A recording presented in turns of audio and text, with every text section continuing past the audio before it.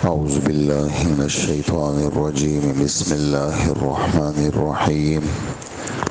وقال الذين كفروا لا تأتينا الساعة قل بلى وربي لتأتينكم عالم الغيب لا يعزب عنه مثقال ذرة في السماوات ولا في الأرض ولا أصغر من ذلك ولا أكبر إلا في كتاب مبين ليجزي الذين آمنوا وعملوا الصالحات أولئك لهم مغفرة ورزق كريم والذين سعوا في آياتنا معاجزين أولئك لهم عذاب من رجز أليم ويرى الذين أوتوا العلم الذي أنزل إليك من ربك هو الحق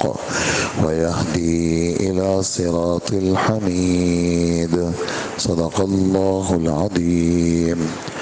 یہ سورہ سبا ہماری چل رہی ہے، اس کی 4 آیتیں آپ حضرات نے سنی۔ اللہ جل جلالہ فرماتے ہیں اور جن لوگوں نے کفر اپنا لیا ہے وہ یہ کہتے ہیں کہ ہم پر قیامت نہیں آئے گی۔ آپ ان سے فرما دیجئے کیوں نہیں آئے گی؟ میرے عالم الغیب پروردگار کی قسم، وہ قیامت تم پر ضرور آ کر رہے گی۔ کوئی ذرہ برابر چیز اللہ کی نظر سے دور نہیں ہوتی، نہ آسمانوں میں نہ زمین میں، اور نہ اس سے چھوٹی کوئی چیز ایسی ہے نہ بڑی کوئی چیز جو ایک کھلی ہوئی کتاب لوح محفوظ میں درج نہ ہو۔ اور قیامت اس لیے آئے گی تاکہ جو لوگ ایمان لائے ہیں اور انہوں نے نیک عمل کیے ہیں، اللہ جل جلالہ ان کو انعام دے۔ ایسے لوگوں کے لیے بخشش ہے اور عزت کی روزی ہے۔ اور جن لوگوں نے ہماری آیتوں کے بارے میں یہ کوشش کی کہ ان کو ہم ناکام بنائیں، ان کے لیے دردناک سخت قسم کا عذاب ہے۔ اور اے پیغمبر صلی اللہ علیہ وسلم، جن لوگوں کو علم عطا ہوا ہے وہ خوب سمجھتے ہیں کہ تم پر تمہارے رب کی طرف سے جو کچھ نازل کیا گیا ہے وہ حق اور سچ ہے، اور اس اللہ کا راستہ دکھاتا ہے جو اقتدار کا مالک بھی ہے اور ہر تعریف کا مستحق بھی ہے۔ یہ 4 آیتوں کا ترجمہ آپ حضرات نے سنا، اور مضمون آیات کا بالکل واضح ہے کہ یعنی ہمارے اہم اور ضروری عقائد میں سے قیامت کا آنا ہے۔ اور آمنت باللہ و ملائکتہ و کتبہ و رسلہ والیوم الآخر، ہم آخرت کے دن کو تسلیم کرتے ہیں، قیامت ضرور آئے گی۔ کافروں کو اس میں شبہ تھا، اس میں قیامت کے آنے میں مختلف قسم کے شبہات تھے۔ ان شبہات میں سے، اعتراضات میں سے، شک میں سے ایک بات یہ بھی تھی کہ جو لوگ آدم علیہ السلام سے لے کر آخری انسان تک جو لوگ مر جائیں گے، زمینوں میں دفن ہو گئے، دریاؤں میں ڈوب گئے، مر گئے، زمینوں میں مل گئے، مٹی ہو گئے، ہڈیاں بھی مٹی ہو گئی، اور قبر کا بھی پتہ نہیں ہے، لاش کا بھی پتہ نہیں ہے، تو یہ لوگ کل قیامت کے دن قیامت آئے گی، تم لوگ یہ بھی کہتے ہو کہ اس میں یہ سارے مردے جمع ہوں گے۔ یہ سارے مردے کیسے جمع ہوں گے؟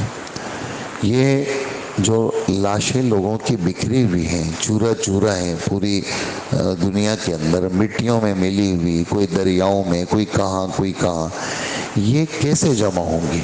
یہ ان کا ایک اعتراض تھا۔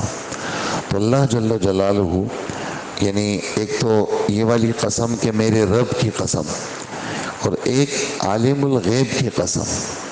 یہ بات آپ حضرات بار بار سن چکے ہیں کہ عالم الغیب کس کو کہتے ہیں، یعنی صرف یہ والی بات کہ بھی غیب کی خبریں جاننے والے کو عالم الغیب کہتے ہیں، یہ ادھوری بات ہے، پوری بات نہیں ہے۔ یہ پوری بات یہ ہے کہ عالم الغیب اس ذات کو کہا جاتا ہے جس کا علم ذاتی ہو، اس کو کسی نے دیا نہ ہو۔ اس میں اللہ کے ساتھ کوئی شریک نہیں ہے. یعنی جتنی بھی مخلوق ہے ان سب کے پاس کوئی بھی علم ہے ذاتی نہیں ہے، یعنی کسی نے دیا ہے اس کو. اللہ کا جو علم ہے وہ ذاتی ہے، اللہ کو کسی نے نہیں دیا. عالم الغیب کے اندر دوسری بات یہ ہے کہ اس کا علم محیط ہو، احاطہ کیا ہوا ہو، ازل سے لے کر ابد تک. ازل کہتے ہیں جس کی ابتدا نہ ہو، جس سے پہلے کچھ نہ ہو، اور ابد کہتے ہیں ہمیشہ، جس کے بعد کچھ نہ ہو. تمام زمانوں کو کا علم جس ذات نے گھیرا ہوا ہے وہ صرف اللہ کی ذات ہے. کوئی فرشتہ، کوئی نبی، کوئی ولی وہ اس علم میں شریک نہیں ہے. تو یہاں پر اللہ جل جلالہ فرماتے ہیں کہ قیامت، کافر لوگ کہتے ہیں قیامت نہیں آئے گی. اجی کیوں نہیں آئے گی؟ تو قیامت تو آئے گی. اس لیے کہ جیسے ہم پہلے پارے میں پڑھتے ہیں ذالک الکتاب لا ریب فیہ، الف لام میم، ذالک الکتاب لا ریب فیہ، کہ الف لام میم کا مطلب تو اللہ کو معلوم ہے. یہ کتاب ایسی ہے قرآن پاک جس کے سچ ہونے میں کوئی شک نہیں ہے. یہی باتیں ہم پڑھتے ہیں. اسی طرح قیامت کے بارے میں اللہ پاک فرماتے ہیں جا بجا کہ ان الساعۃ آتیۃ لا ریب فیہا، بے شک بات ہے قیامت آئے گی اور اس کے آنے میں کوئی شک نہیں ہے. قیامت آئے گی اور اس کے آنے کے اندر کوئی شک نہیں ہے، اور ایسی یقینی چیز ہے. اچھا پھر اللہ پاک نے اس کا علم کیوں نہیں دیا کہ بھئی کب آئے گی؟ تو اللہ پاک کی حکمت کا تقاضا یہ ہے کہ اللہ پاک نے اس کا علم اپنے پاس رکھا ہے.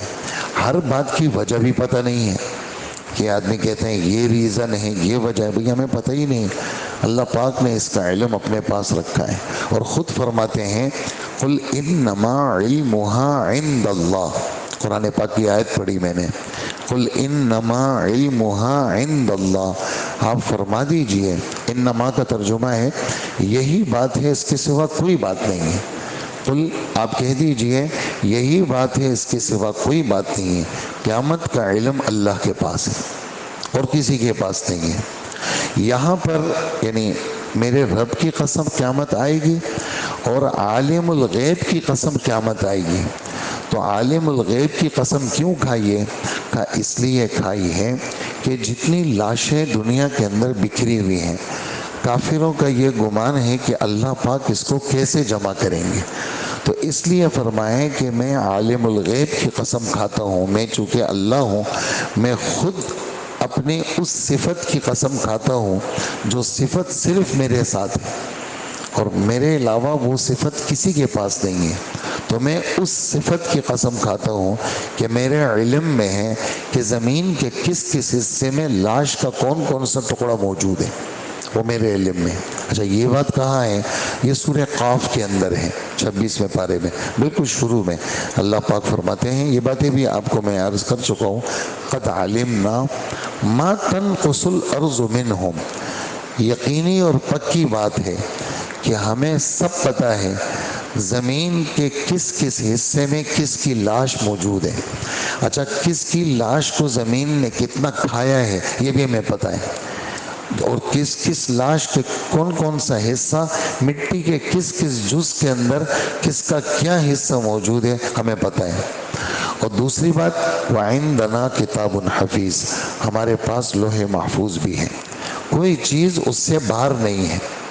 جو ہو چکی ہے، جو ہو رہی ہے، جو آئندہ ہوگی، وہ لوح محفوظ میں موجود ہے.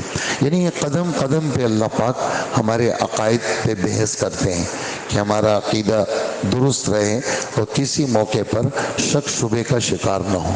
تو عالم الغیب کی قسم، میری وہ صفت عالم الغیب کی قسم کہ لاش تو کوئی چیز ہی نہیں ہے، کائنات کا کوئی ذرہ. اچھا ذرے کی تعریف حضرات کیا کرتے ہیں؟ ذرے کی تعریف کرتے ہیں کہ روشن دان سے جیسے دھوپ آ رہی ہے، اس میں آپ نے دیکھا ہوگا چھوٹے چھوٹے ذرات ہوتے ہیں جو بمشکل یعنی غور سے نظر آتے ہیں، اور ویسے اگر آپ غور نہ کریں تو نظر بھی نہیں آئیں گے. اللہ پاک فرماتے ہیں اتنا ذرہ وہ بھی میرے علم میں ہے. یا ذرہ کہتے ہیں اس چھوٹی چونٹی کو جو سرخ چونٹی ہو بالکل معمولی سی، تو اس کو بھی اللہ پاک فرماتے ہیں یہ مجھ سے غائب نہیں ہے۔ آسمانوں میں کوئی ذرہ ہو، زمین میں کوئی ذرہ ہو، وہ میرے علم سے باہر نہیں ہے، اور میرے علم میں ہے یہ چیز۔ جب یہ چیزیں میرے علم میں ہیں تو کسی کی لاش کہاں پر ہے وہ سب میرے علم میں ہے۔ اور قیامت کیوں آئے گی؟ اس لیے آئے گی تاکہ کافروں کو سزا ملے اور ایمان والوں کو اچھا بدلہ ملے۔ یہ مضمون بھی پورے قرآن میں گھوم رہا ہے کہ دنیا کی یہ جتنا سسٹم بنایا ہے، آسمان، زمین، چاند، سورج، ستارے، یہ اس لیے نہیں بنایا کہ بس ویسے ہی بنایا اور ویسے ہی ختم ہو جائے گا، نہیں۔ یہ بار بار یہ والی بات بھی 17ویں پارے کے دوسرے صفحے پر سورہ دخان کے آخری رکوع سے پچھلے رکوع میں یعنی دوسرے رکوع میں اللہ پاک فرماتے ہیں وَمَا خَلَقْنَا السَّمَاوَاتِ وَالْأَرْضَ وَمَا بَيْنَهُمَا لَاعِبِينَ۔ ہم نے آسمان اور زمین کو کھیل کود کے لیے پیدا نہیں کیا کہ بس جی آ گیا جی یہ بنا دیا۔ ہمارا ارادہ تھا گپ لگانے کا، مذاق کرنے کا، ہم نے مذاق کے لیے سورج بنا دیا، ہم نے مذاق کے لیے آسمان زمین بنا دی، اس لیے نہیں، بلکہ ہم نے یہ چیزیں اس لیے بنائی ہے تاکہ جو لوگ ایمان اور عمل والے ہیں ان کو اچھا بدلہ ملے، اور جو لوگ بے ایمان ہیں اور ہمارے دین کو ختم کرنا چاہتے ہیں اور کوشش میں لگے ہوئے ہیں کہ اللہ کا دین دنیا میں زندہ نہ ہو، ایسے لوگوں کے لیے کیا ہے؟ دردناک عذاب ہے۔ اور دوسری بات یہ ہے کہ ان سب کا مرکز جو ہے، جو ہم نے بھیجا ہے قرآن پاک، ہم نے جو دنیا میں بھیجا ہے وہ قرآن پاک ہے، اور اس قرآن پاک کے ساتھ جو جڑے گا تو اس سے اس کا عقیدہ بھی ٹھیک ہوگا، قرآن پاک سے جو جڑے گا اس کا عمل بھی ٹھیک ہوگا، قرآن پاک سے جو جڑے گا اس کا آخرت کا یقین بھی ہر وقت تازہ رہے گا، اور قرآن پاک سے جو جڑے گا وہ اللہ جل جلالہ کے ساتھ جڑے گا۔ اس وجہ سے یہ جو آخری آیت ہے اس میں قرآن پاک کا برحق ہونا، ہمارے رب نے فرمایا کہ اے پیغمبر، جن لوگوں کو قرآن پاک کا علم حاصل ہوا ہے وہ خوب سمجھتے ہیں کہ تم پر تمہارے رب کی طرف سے جو کچھ نازل کیا گیا ہے وہ بالکل حق اور سچ ہے، یعنی وہ قرآن پاک میں شک نہیں کرتے، اور قرآن پاک اس اللہ کا راستہ دکھاتا ہے جو اقتدار کا مالک بھی ہے اور ہر تعریف کا مستحق بھی ہے۔ لہٰذا قرآن پاک کے ساتھ جڑنا یہ ہر مومن کے لیے کیا ہے؟ ظاہری لحاظ سے کہ تلاوت کے اعتبار سے بھی، اور باطنی لحاظ سے یعنی اس کی شرح اور اس کی تفسیر کے لحاظ سے، اور روحانی اور کے لحاظ سے بھی کہ اس قرآن پاک کا مغز کیا ہے۔ تو قرآن پاک کا مغز آدمی کا اللہ کے ساتھ جڑنا ہے۔ قرآن پاک کی بنیاد کیا ہے کہ بندہ کس کے ساتھ جڑ جائے؟ وہ اللہ کی ذات کے ساتھ جڑ جائے۔ اس وجہ سے جو آخری آیت نمبر 6 ہے، اس کے اندر قرآن پاک کا برحق ہونا، قرآن پاک کے ساتھ جڑنا، اس کی ہمارے رب نے کیا دی ہے؟ ترغیب دی ہے۔ اسی پر ہم اپنی بات ختم کریں گے۔ اللہ پاک ہمیں عمل کی توفیق عطا فرمائے۔ الحمدللہ رب العالمین۔